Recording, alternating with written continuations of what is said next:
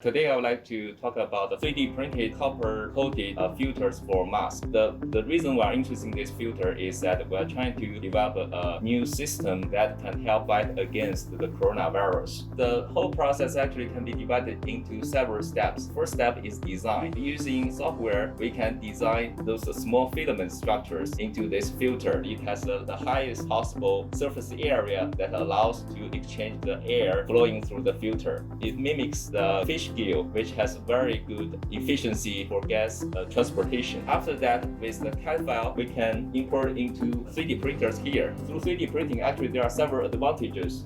For example, we can define different shapes. Here I show two examples. One is a circular shape, the second one is a square shape.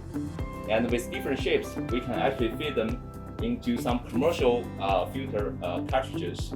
The third step is the electroplating. We can coat the plastic part with a layer of copper. As we know, copper has the inherent property to inhibit either a bacteria or virus. Additionally, we have a collaborator from chemistry department. They are developing a molecular dynamic model to simulate how the virus interact with the environment. We are going to work with IU School of Medicine. They will actually test the survivability of virus in this structure. So this will give us a much better understanding how these 3D printed copper coated filters that can be used to fight against coronavirus.